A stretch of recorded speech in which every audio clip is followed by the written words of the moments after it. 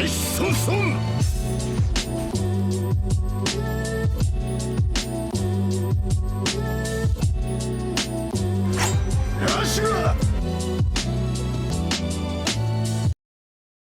going on, y'all? Welcome back to the channel. You already know what time it is.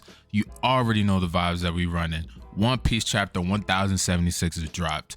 It's your boy Ghost. Welcome back to the dojo.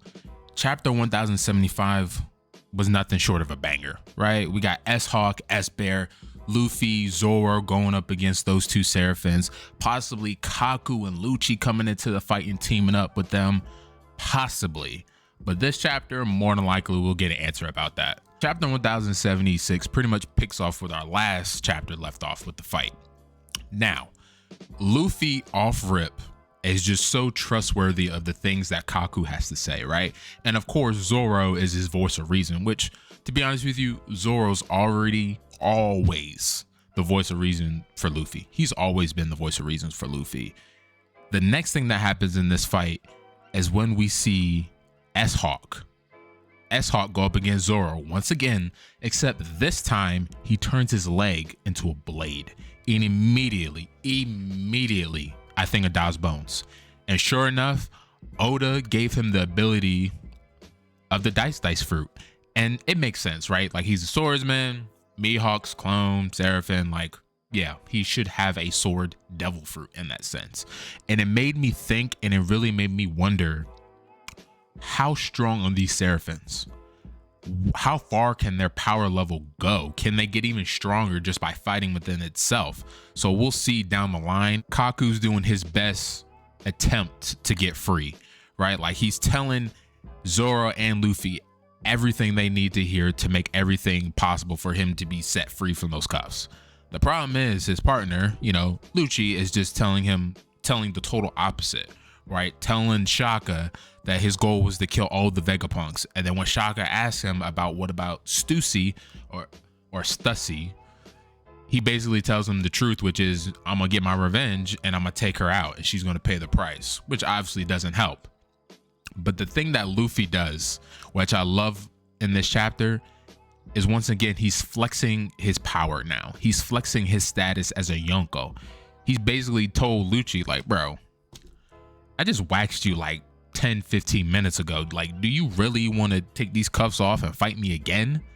Like, granted, Luffy gave him the respect. He went gear 5th off rip. He went gear 5th. And right then and there, we all knew Lucci is not powerful enough to go up against Luffy right now. He's just not. And the simple fact that Lucci thinks that making a threat of going after his friends when they're in the middle of their fighting, it's not going to work out well for him. Definitely not, for sure. One thing that I find very interesting about the beginning of this chapter, is when Luffy and Lucci go on attack S-Bear, he uses gear 4th. And that right there within itself kind of tells me two things. One, is the drawback from gear 5th really that big to the point where he doesn't want to use it again?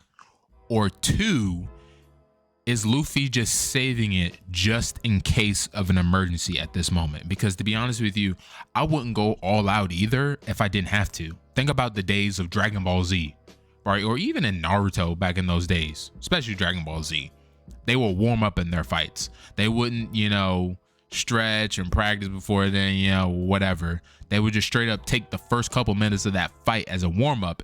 Then they would ratchet up to another level. So I'm very curious to see, will Luffy ratchet up another level later in this chapter, especially with Kizaru coming? How long he's going to take to get there, we have no idea. Halfway through this chapter, it's like Oda drops another bombshell. We find out that below Egghead, there's a, you could say, containment area. I want to say it's a prison of the CP9 agents that have been missing for the past 2 months. So immediately, I'm thinking to myself, I'm like, yo, like, okay, I never thought they were alive, right? I thought they'd possibly be dead. But now that we know that they're alive, who put them there? Who captured these CP0 agents? And to even be more blown, Oda put Vegapunk down there. So now that we know a chapter ago he went missing, right? We thought he was kidnapped by Caribou. Now those are pretty much debunked at this point. I thought he could have been kidnapped by Kizaru or one of the Vegapunks. One of those theories is still out there. The Kizaru one is not. But the simple fact that he's down there as well, and now those CP9 agents know that it wasn't Vegapunk, makes it even more interesting to find out who this traitor is, because it has to be somebody on this island. They've had to be there for the past couple of months. A part of me thought it could have been 𝚃𝚑𝚏𝚑𝚑, but I don't think 𝚃𝚑𝚏𝚑𝚑 is going to turn on Vegapunk's. And Vegapunk's such a genius that immediately he realizes that this stuff has been going on underneath his nose and it means nothing but trouble. And it also explains to him how the world government found out about his poneglyph research, because obviously he didn't tell them.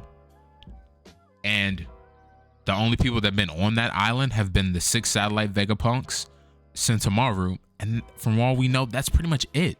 So if 𝚃𝚑𝚏𝚑𝚑 is not one of the traitors, then it has to be one of the 6 satellites. I've narrowed it down to 3. I think it's Shaka, I think Pythagoras is an option, and I think Edison is another option.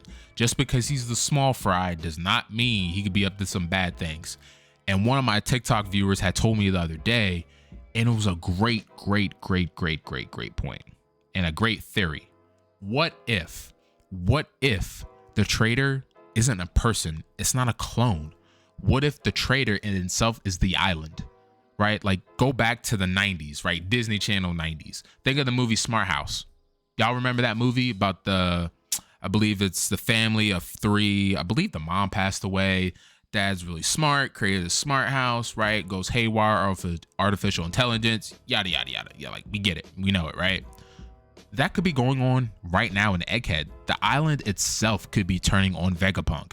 That would be a huge plot twist. And to be honest with you, it would be out of left field, and I could totally see Oda doing that. I could totally see one of the Vegapunks being one of the traitors, right? Maybe one of them finally decided that they don't agree with the things that Vegapunk has done, and that the things that he's doing is dismantling the things that he's built with his work over the years. That's also possible, because all 6 of these satellites have their own opinions, have their own thoughts. All of their thoughts are shared in that Punk records at the top of the island. So what if one of the Vegapunks downloaded or extracted all of that information for all 6 of them and came to their own conclusion that they no longer want to follow the real Vegapunk's orders anymore and has completely turned against them? That's a strong possibility. I don't know if they're working with the world government, and to be honest with you, I don't even think the traitor knows, if the traitor is one of the Vegapunks, knows that the world government is actually trying to kill said satellites.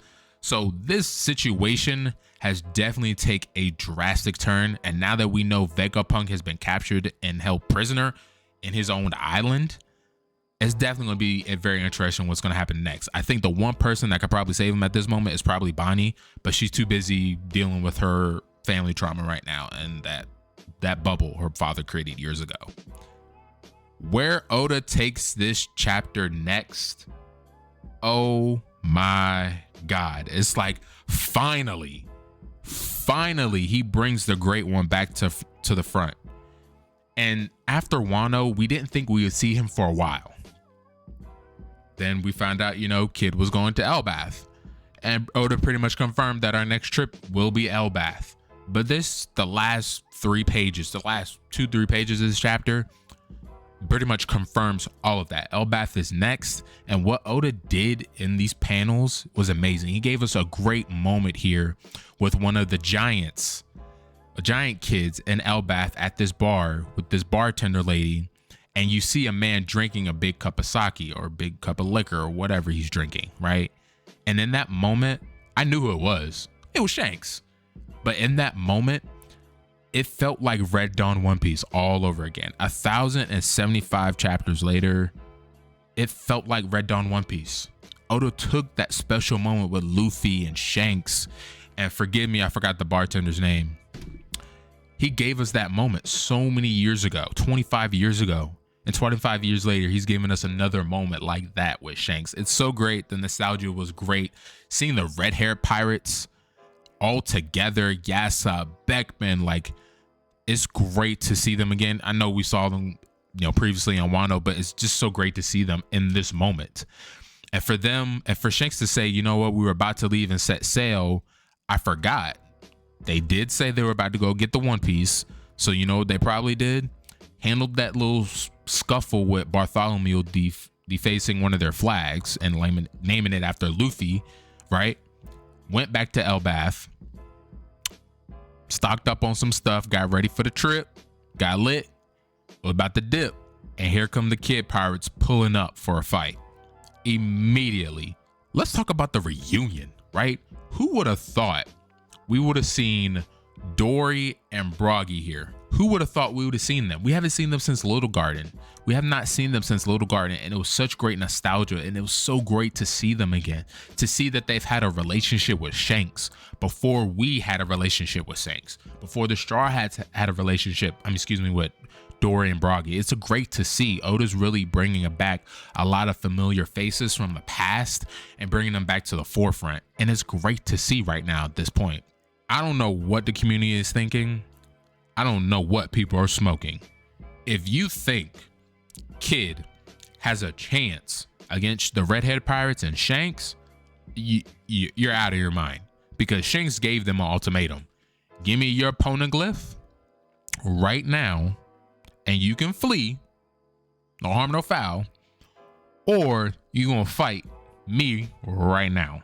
And to be honest with you, I'm all for the smoke. I'm all for the smoke. We finally will be able to see Shanks and what he's capable of in an actual battle, because he's one of the most hyped characters in One Piece, and he's one of two Dragon, Sinakinu. Yeah, so about out of two, to be honest, between Dragon and Shanks, we haven't seen him fight. And this is the perfect opportunity, right? The perfect opportunity for him to go up against one of the supernovas to show what he's capable of, what the red hair pirates are capable of. No doubt we'll see some reinforcements, or maybe we'll see some more giants from Elbaf taking place. The warships that are outside of Elbaf are red hair pirate ships. And no doubt about it, the red hair pirates are setting sail for the One Piece. And they're not gonna let Kid get in the way. And at this point, I don't think Kid's gonna get waxed. I'm gonna put some respect on his name. I don't think Kid is trash. I think he's had a good moments. I don't want to say he's had a lot of character development, right? But we got a lot of him in Wano, and I enjoyed his character. Now, to see what he's gonna do next, we'll see. Again, I don't think he's beating Shanks. I think something is going to transpire or happen that's going to interrupt the fight that's going to happen. But there's no doubt there's going to be a big battle coming soon. It feels like that, right? We don't know how far the Kid Pirates are ahead of the Straw Hats, right? But we do know Oda did tease a big fight coming up. This might have been it. This might have been that fight that he's been teasing, because we already know, according to that call, that snail call that we got when Vegapunk was down there in the prison, G9 has left their port. There are 100 Navy ships going to Egghead. So no doubt in my mind, those 100 ships, they're probably going to end up chasing the Straw Hats to Elbaf. And if they go to Elbaf, Shanks is going to be waiting. The Kid Pirate's going to be there. And no doubt about it, it's going to be a battle. Now, how's it all going to go down? I don't know, but chapter 1077 is going to be a big chapter. I hope the chapter leaves off where chapter 176 left off, which is Kid and Shanks. I want to see that interaction, Oda. Stop teasing it. I want to see that interaction. It needs to go down. It needs to happen. This is one of my favorite chapters. It feels like it's a 3-part chapter, and each part Oda could have did the whole chapter about. He could have did the whole chapter about the fight with Luffy and Zoro, Lucci and Kaku. He could have did a whole entire chapter about Vegapunk and the CP agents locked up. He could have did a whole entire chapter of Kid and Shanks and a little bit more of Elbaf. He could have done all of that, and he put it all in one. Oda has been in his bag since Wano has been over, and 1,100 chapters. He's going to do something very big. But let me know what y'all think about this chapter. Like I said, I thought this was a great chapter. I have no regrets about it. I absolutely love this chapter. I have no gripes about it. Every chapter after Wano feels like it's been If not an 8 out of 10, it's been nothing lower than that. If it's a 9 out of 10 or a 10 out of 10, I feel like Oda's been hitting 8s, 9s, and 10s the whole entire time since Wano's been over, and he's definitely been in his bag for a very long time. I cannot wait for next week's chapter, because next week's chapter is going to be a banger, and I feel like since we had a 2-week hiatus, Oda's definitely going to give us something massive because we missed a week. He's going to give us something massive because the anime's on break until I think like March 14th or March 18th or something like that. So Oda right now is going to keep pushing the story, keep pushing the narrative, and keep building that hype. This was a great chapter. Let me know what you guys think in the comments about this chapter. I'll see y'all in the next one. Peace.